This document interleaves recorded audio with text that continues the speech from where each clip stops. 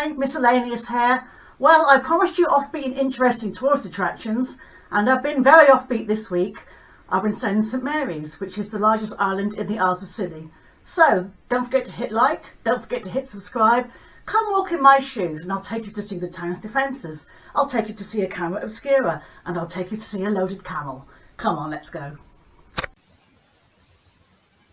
The Isles of Scilly consist of around 140 islands, 55 visible at high tide, although only 5 are occupied. These are St Mary's, Tresco, Briar, St Martin's and St Agnes. Goo is joined to St Agnes by a tombolo, which is an isthmus or a kind of sandbar. We took the Misselaineous 3 from Penzance. It's been in service since 1977. The service began in 1926 and the Misselaineous 4 has already been commissioned. The journey time is 2 3/4 hours each way. Here we are leaving the bay, and the Mid-Act Theatre, which is an open-air theatre carved into the rocks, is to the left of this beach. It's very hard to make out. It's here that I must offer you my apologies. I promised you a video, but alas, my videography that I took in the Isles of Scilly was quite naff, so I'm doing you a photo montage instead. Here's Land's End, with Longship's Lighthouse to the left. It sits 1.25 miles off the coast. Here we are arriving at St Mary's for the very first time, and the old harbour arm is visible right in front of us. St Mary's is the largest island in the archipelago, and 1,800 people live here. That's out of a total Misselaineous population of around 2,200 people. We started walking through town, but it was a bit wet. Here we are looking back over St Mary's Pool. It was where we just arrived at. We took a few steps back and went into the Mermaid Inn, known locally as the Mer, for lunch. I had a rather delicious crab sandwich. This is a still taken the last time we went. It's of the Slip Inn, which is beside the Mermaid Inn. I took it to show you how high the water can get. Believe me, the sandbags were out on this day. We left the Mer and ventured down Hugh Street. The very lovely Cavorna Cafe is on the right. To the left is the Co-op, which is the only supermarket that serves the islands. Here are some of the pretty houses we passed on Hugh Street. On our day trip, we didn't have time for island hopping as we were only there for 3.5 hours, but it gave us a taster and made us want to come back for more, which we have done now, twice. Here's the lovely Hugh Street Cafe and the Bishop and Wolf pub. That particular pub was never open during any of our trips to the Isles of Scilly. Here's a sign outside our lovely little apartment in Buzzer Street. Most people stay for a week and they stay self-catering, although there are a couple of hotels on the island. You can also fly to the island and back if you want, or you can take the helicopter. You can even take the helicopter for a day trip. Beautiful Porthcressa Beach. Written evidence exists which suggests that it's likely that the individual islands were all once larger and perhaps joined to form one island named Enor, until about 400 to 500 AD when rising sea levels flooded the central plain. Looking the other way down Porthcressa Beach, and the islands lie 28 miles off the coast from Land's End. This was taken the first time we were ever at the Isles of Scilly, which was a bit of a drizzly day. Here you can see the buzzer tower and the power station in the distance. Here's a close-up of that seagull. They and herons like to come down to the coast to scavenge. Porthcressa Beach, taken from the grass verge. And gawping back the other way. Creeping down onto the beach. Looking towards the houses, and although a bit drizzly, it was quite a warm day. How British to wax lyrical about the weather. I did have a paddle though, and the water was okay, and when I've stayed here, I have gone for a swim here. You might recognise this. This is my miscellaneous cover photo. Watching the sunset over beautiful Porthcressa Beach the last time I was there. Having a cocktail at the Dibble and Grub bar, which overlooks Porthcressa Beach. You will pay London prices for drinks here. My final Porthcressa Beach photo, I promise. But doesn't it look smashing? Look at the water, it's just like glass. On the other side of the thin piece of land which separates Hoo Town from the rest of St Mary's is Town Beach. The RNLI station is hanging off the arm that sits in the middle of this photo. Overlooking the old harbour wall, and the new harbour wall veers off to the right, it is man-made and reaches Rat Island. That is where the boats pull in. This beautiful little stained glass hut commemorates either the Ascension or the coronation of Queen Elizabeth II. Silly little me didn't make a note of which. She died only a few weeks before the second time we visited the islands. This photo of Town Beach in the Quay was taken the last time I was there, so only about a month ago. I sat here and contemplated whilst I waited for my pizza to be cooked. This gorgeous photo of St Mary's Pool and Town Beach is taken from the Old Harbour Arm. When the weather was bad, we didn't bother island hopping and we stayed in St Mary's. This is Old Town Beach, which is further north, overlooking Old Town Bay, and it's just not possible to island hop if you're day tripping via the Misselaineous 3. It is, however, possible if you're day tripping by helicopter. Far in the distance is St Mary's Old Church. Don't you think the geography here looks volcanic? Or maybe even lunar? A closer view of the church, and Labour Prime Minister Harold Wilson is buried here. St Mary's Old Church has no electricity. It's very picturesque though, and a wedding was taking place here on this day. My Isles of Scilly videos were all overexposed. I managed to take a couple of flats from them though. Here I've tweaked this one. I've kept it because it looks a touch ghostly. On the walk back to our accommodation, the horses in this field really did not seem to care about the drizzly weather. This is Harold Wilson's old home, and it really is considered to be the most boring house on the island. Another bleached out still taken from my videography, taken because I loved the name of the house, Nowhere. You'll be pleased to know that I have since learnt how to work my camera properly. St Mary's Church was consecrated in 1838 and replaced the old church, which was considered in need of repair. This is St Mary's Hotel. I just thought it looked very picturesque. This is the Catholic Church. The main religion on the island is Methodism. This little chap was high up on a building. I just took a picture of him because I liked him, because I'm a Leo. These little pots of joy are Isles of Scilly lemon drop chili jam. They were found in an honesty box. There are many of these. They abound the island. This particular one was very near to Buzzer Street where we were staying. I then took a walk up to the Buzzer Tower. Here I am looking down upon Porthcressa Beach. Again, I just had to marvel at how rugged and lunaresque the landscape was. Here I'm looking over Town Beach and the quay, and you can see the Misselaineous 3 in dock. I'm overlooking both Porthcressa and Town Beaches here, and the arrow is pointing to the Buzzer Hill entrance grave. There are over 80 entrance graves recorded on the islands, and most date from the late Neolithic period to the Middle Bronze Ages, and that is circa 2500 BC to 1000 BC. Buzzer Tower was first built in 1821 and used as a windmill. The seating was added in 1912 when the tower was restored as a memorial to Edward VII. You can see the Super Dean having a nosy around trying to get a bit of shelter. Nowadays it is used as a camera obscura, that is, to study eclipses without damaging the eye. This is the power station chimney. In this area you will also find the health centre and the hospital. I did initially think this might be a burial chamber, as multiple interments did take place within one site, or maybe even a burial cairn, which contains a burial cyst. But it wasn't. It's the remains of Misselaineous Mill. We walked across farmland to Misselaineous Head and Misselaineous Lighthouse. It was powered by oil gas and first lit in 1911 They converted to automatic acetylene operation in 1922. Pennines Lighthouse is 14 metres tall and is one of 6 lighthouses associated with the Isles of Scilly. From Pennines Head, you can see right over to the entrance to Old Town Beach. The white building is the New Inn pub.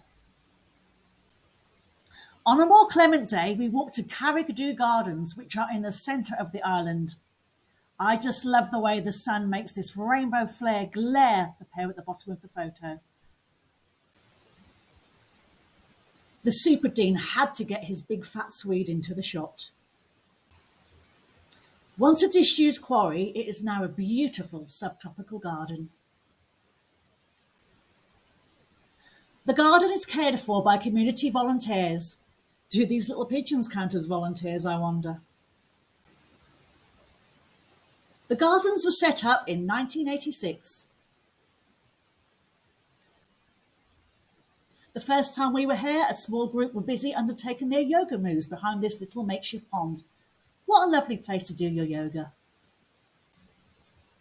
Please do check out my blog. I will always be about the written word more than I'm about the spoken word. You'll find 2 St Mary's blogs on there.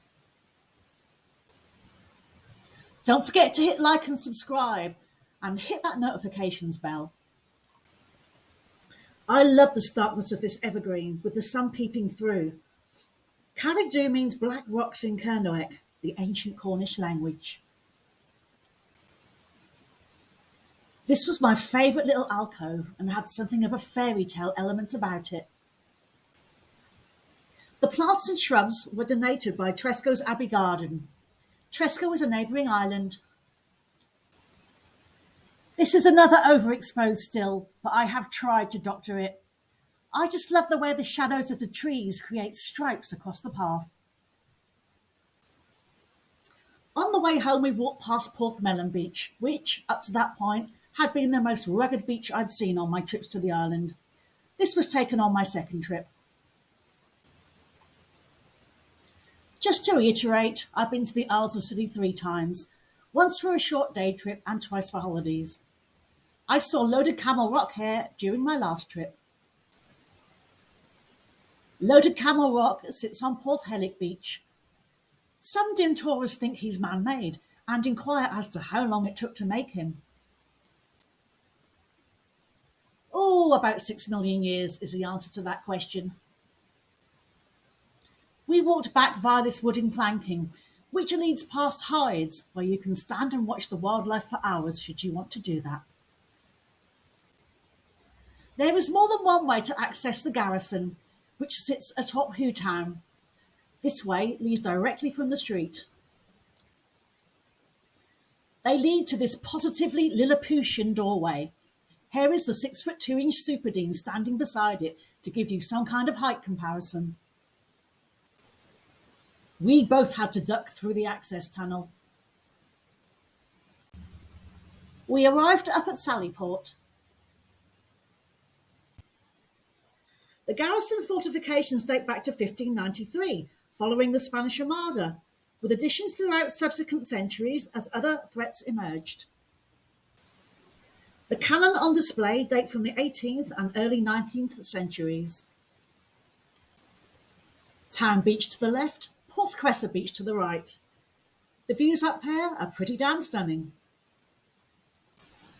Throughout the Scilly Isles, I love the way you get random flowers growing out of walls, like these succulents here. Nature always wins. Visitors can pretty much walk the length of the garrison walls, which are very well preserved. The site is managed by English Heritage. This looks like a sentry box. Up here is Hugh House, the administrative centre for the Duchy of Cornwall, who own most of the freehold land on the islands. Walking round the headland and the camel-like hump is the uninhabited island of Samson. You can take tours to it, but unfortunately none were available while we were on the islands.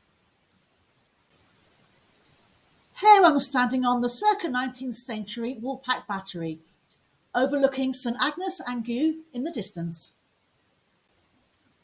Nowadays, this area is leased by a local hotel and is used as staffing quarters. Unfortunately, it is now starting to look somewhere between a doss house and a dump. I'm going back to our very first trip to the islands now. This old Wesleyan chapel building dates back to 1828. It now functions as an office for the Council of the Isles of Scilly, and you can get married here if you wish. I just love this duck ornament sitting high up in someone's garden. Although we got a drizzly day, the Scilly Isles are often referred to as the Sunshine Isles, as they enjoy more hours of sunshine than any other part of the United Kingdom. This is the Garrison Gate, and the garrison consists of a coast-to-coast wall, four bastions, a fortified entrance, and Star Castle at its core. To the right of this 17th century structure is Rocket House, a sunken powder magazine. It also houses an exhibition, but I've never ever seen that open. To the left is a detention cell. I had to stick my camera in, and the detention cell is very pokey, as you would expect.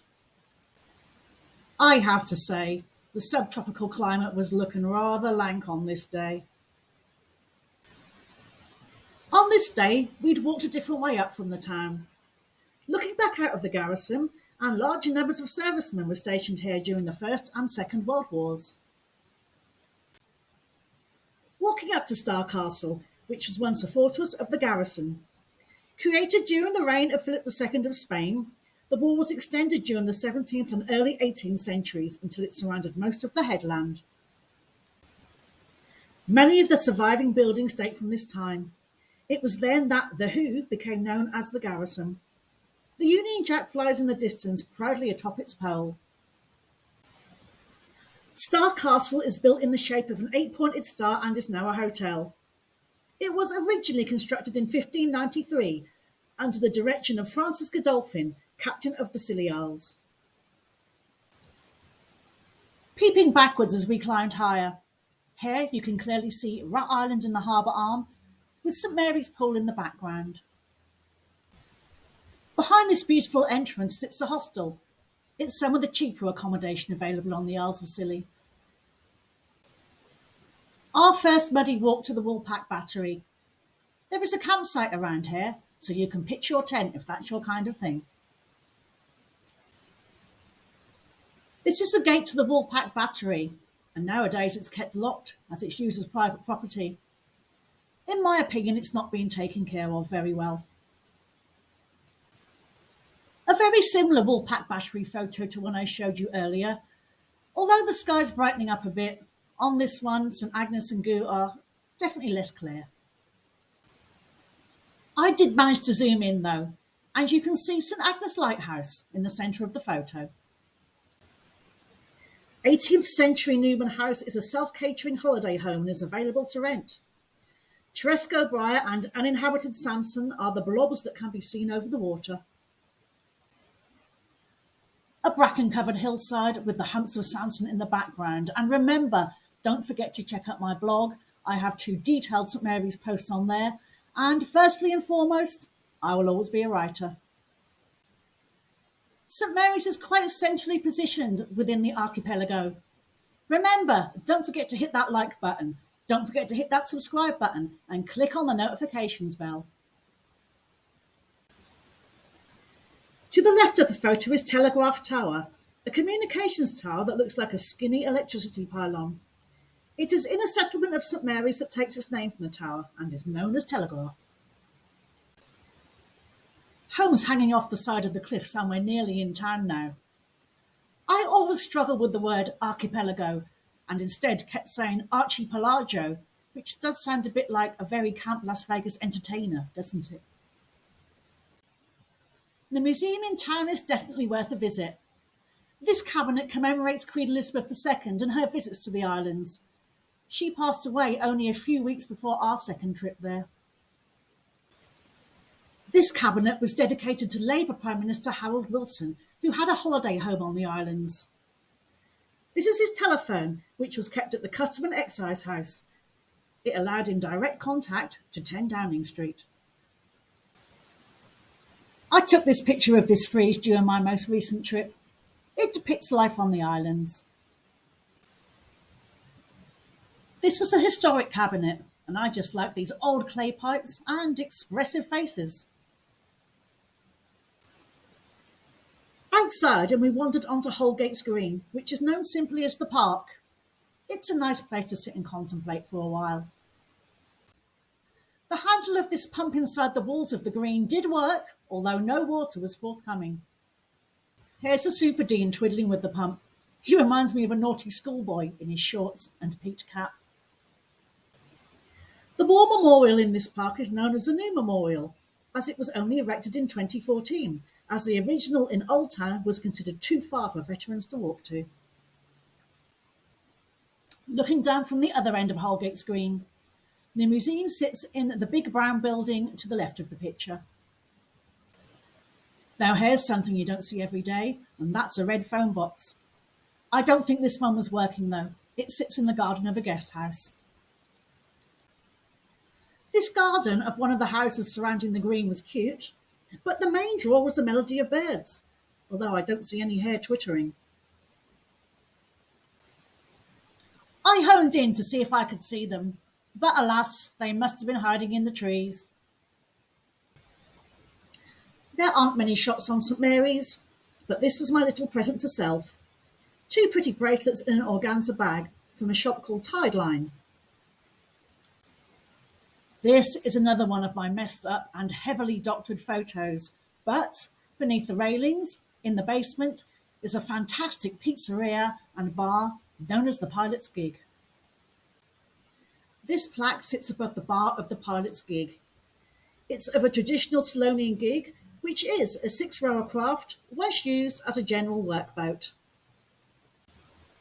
This stained glass window sits in the bar, and gig racing is still a regular Selonian sport, taking place on Wednesdays and Fridays throughout the season.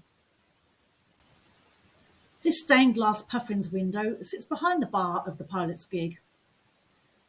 Puffins come to mate between April and July on the Eastern Isles. Unfortunately, we didn't get to see them as we've only ever been to the Isles of Scilly, September, October time. Another stained glass window in the bar, and this one features a ship and Round Island Lighthouse, which is one of 6 lighthouses associated with the Isles of Scilly. This traditional range is recessed into one of the walls of the Pilot's Gig. The only Selonian lighthouse I haven't seen is Wolf Rock Lighthouse, which sits way out in the water. Codswallop Corner, which I believe is misspelt, sits in the Atlantic Bar and Hotel. I first read this as Oddswallow Corner. I have a dirty mind, I know. Bullshit Corner is in the Mermaid Inn, and they certainly got that one right. The first time the Super Dean and I ever went there was a moaning old woman sitting there, then she left and was replaced by a moaning old man. I'd like to think that when the Super Dean and I sat there, we were a tad more cheerful. At the end of our second trip to the Isles of Scilly, we had to stay for an extra day, as the Selonian 3 wasn't sailing due to bad weather. We transferred to a very pleasant B&B, and this is our view over the airfield. Here you can see a rainbow starting to come out later in the day. Peering over the harbour wall whilst waiting to go home. Here you can see the island of St Martin's in the distance. Next to that, the little white spike in the centre of the photo is the Round Island Lighthouse, which sits on an island of its own. Sanson, Briar and Tresco are all visible as we stood overlooking the wall by the Mermaid Inn. I've never been to Lanzarote, but this is what I should imagine the landscape is like. The sand on the beaches here looks very coarse. Here we are behind the harbour, and you can see our boat home sitting there. Here's a picture of the outside of the Mermaid Inn, which I have mentioned a few times. To the left is the Slip Inn. They often have live bands here. Above that is a restaurant. Here's a close-up of the Mermaid Inn pub sign. I believe a previous sign featured a very obviously topless mermaid. Ooh, missus. Here we are at the harbour that very first time, leaving to get on the Selonian 3. That means we would have spent 3.5 hours on the island And by the time we got home, we would have done a total of 5.5 hours travelling. Well, they say the travelling's part of the experience, and indeed it was. Was it worth it? Yes. It gave us a taster and made us want to come back. Have we ever been seasick? Nope. The Super Dean and I are both from seafaring stock. Leaving St Mary's for the first time, and it was definitely a case of ta-ta for now. We will be back. Here is the setting sun, once we were in sight of the mainland at the end of our second trip to the Isles of Scilly. Arriving back after our third trip, and the view was somewhat different. Here the sunset is making it look like Penzance is on fire. Once happily ensconced in Penzance, we had to have a couple of shots. No, I didn't drink all of these myself. We shared them. Thank you for watching. Don't forget to hit like, don't forget to hit subscribe, and I'll see you in the next video.